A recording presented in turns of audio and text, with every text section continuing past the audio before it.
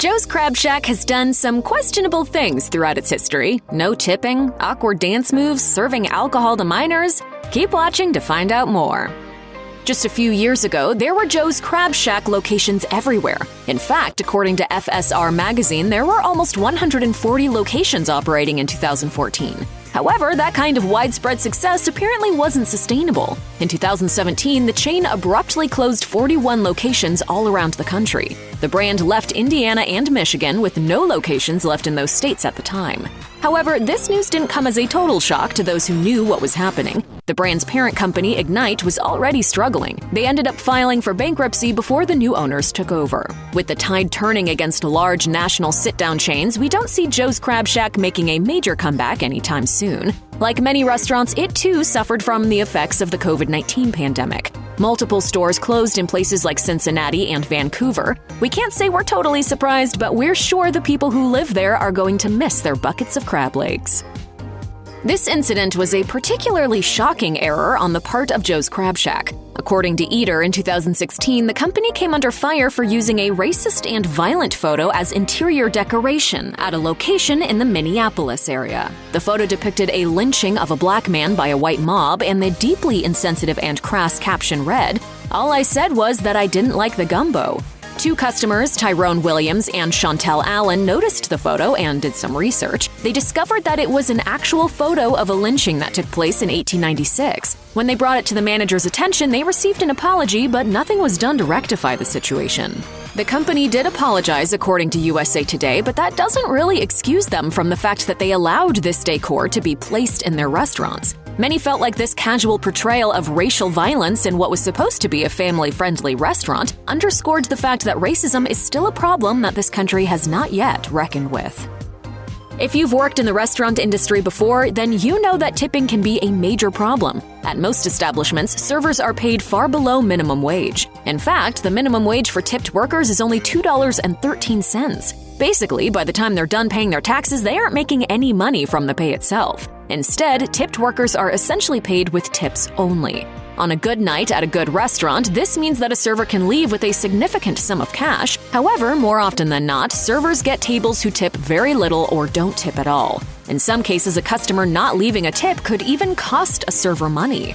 Therefore, it makes sense why companies would want to get rid of their tipping policy. That's exactly what Joe's Crab Shack attempted to do in 2015, according to CNN. Customers were no longer expected to tip at 18 Joe's Crab Shack locations, but prices on the menu were raised by 12 to 15%. Less than what you should be tipping, by the way. It was the first major chain to drop tipping, and it didn't go too well. By 2016, the no-tipping idea had proved to be a bust, according to the New York Times. Patrons didn't spend as much money at the restaurant, and customers felt like they got worse service without using the tip as an incentive. It's too bad it didn't work out. Joe's Crab Shack. Case closed.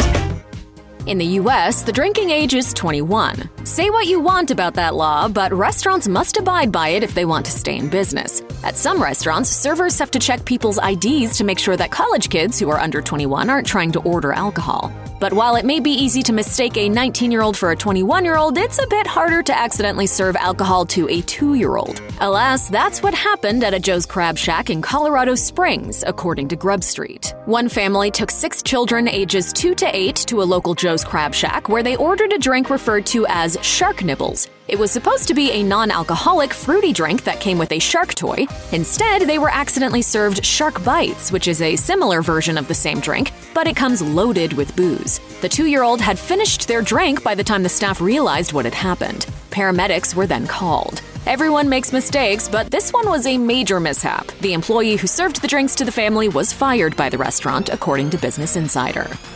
If you've never been to Joe's Crab Shack before, then you may not know what the vibe is all about. Overall, it's a pretty high-energy restaurant. It's a family establishment, after all. But even compared to most other family restaurants, Joe's Crab Shack is a little over the top. Every once in a while, a song will come on the speakers and blast through the eatery. That's when servers take to the aisles and start performing a dance. You can find videos of these dances all over the internet.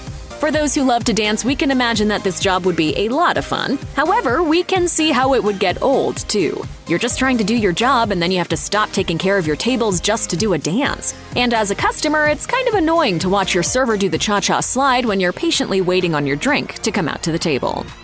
There has been a lot of controversy over fat and trans fats over the past few decades, but researchers seem to agree now. Trans fat is not good for you, and it's something that you want to avoid whenever possible. That's why restaurants don't exactly want to advertise that they're using trans fats in their dishes. However, Joe's Crab Shack came under fire a few years ago because despite their claims that they didn't use trans fats in their foods, many of the restaurant's dishes were actually packed with trans fat, according to Today. In 2014, the Center for Science in the Public Interest reported that the chain was using extremely high quantities of trans fats in their foods. Former executive director of the CSPI said of the restaurant's claims, "It's simply dishonest. There is lots of trans fats in some of their products. And not only did these products contain trans fats, but some dishes even had as much as a week's worth of trans fats in one meal."